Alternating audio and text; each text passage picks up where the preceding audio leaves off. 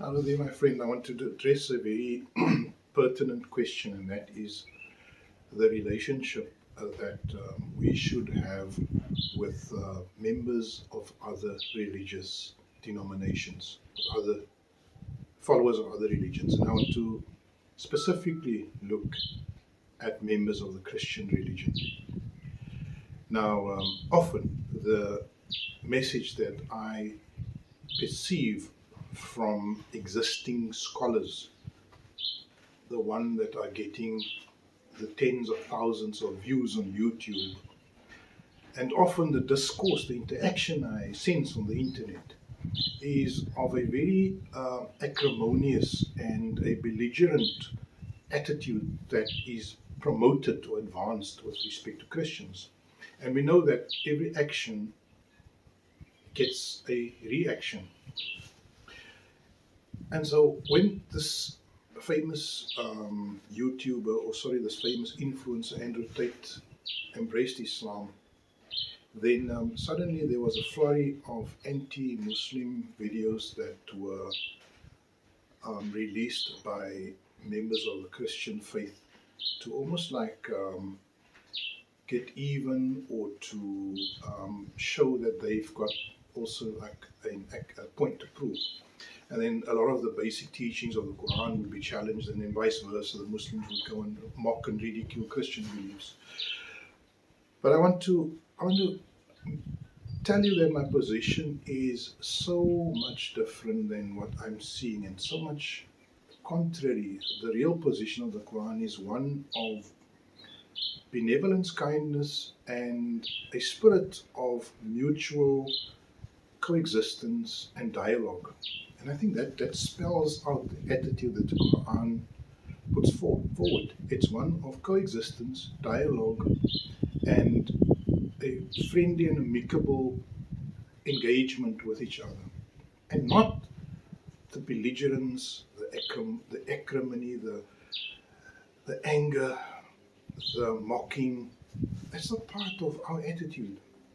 You know, we as Muslims, or any person, a Christian believer, I've in my daily life I deal with so many Christian folks. I grew up with Christians. You know, I went to school with Christians. I was at times the only Muslim in my class, and the entire class would be Christian.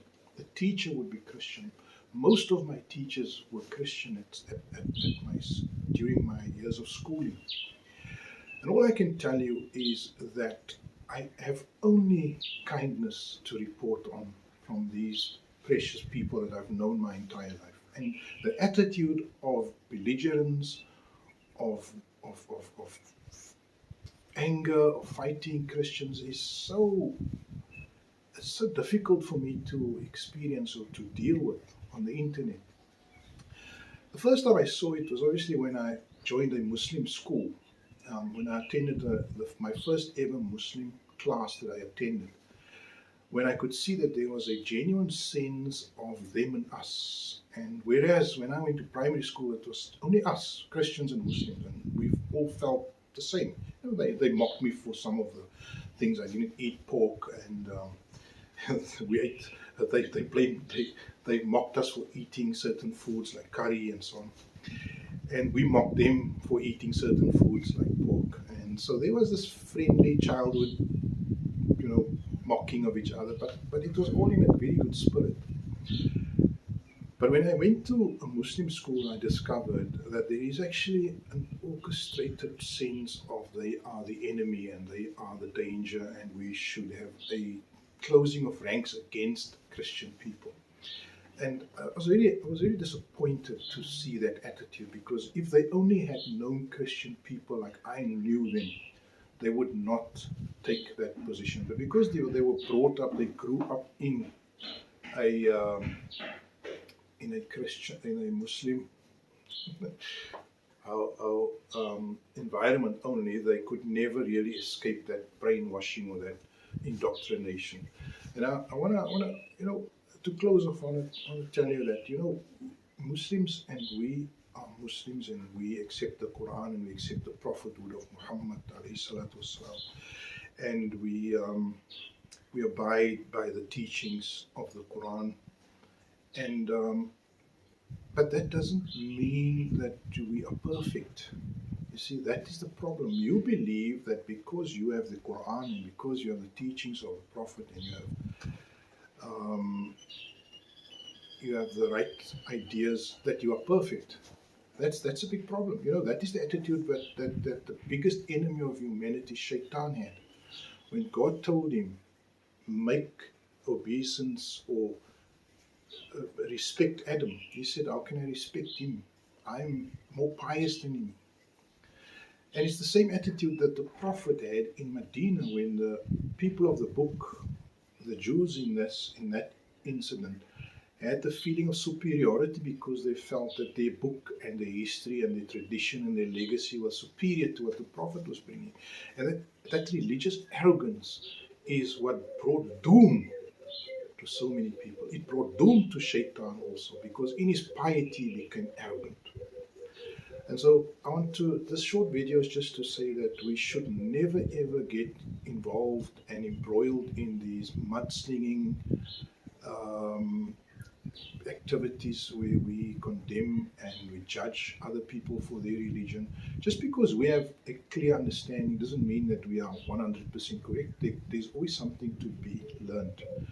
And you know, I didn't make a very theological video, but from a theological perspective, I can tell you now that Christians do not believe in three gods. They believe in one God. Islam doesn't believe in two gods just because they say that there's a hadith and a Quran, or there's a, you see, technically, I would argue that they do have a split loyalty. You know, that would be my argument.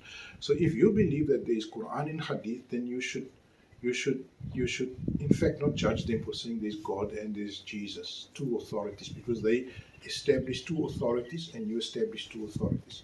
Yes, the hadith do contradict the Quran in many instances. And even if you say that the Quran is not complete, then you are making the hadith a secondary source of divinity and or divine authority. So let's just be more humble about this and accept each other and open up pathways of polite and courteous dialogue and not mudslinging and acrimony and this type of venomous attacks that we see.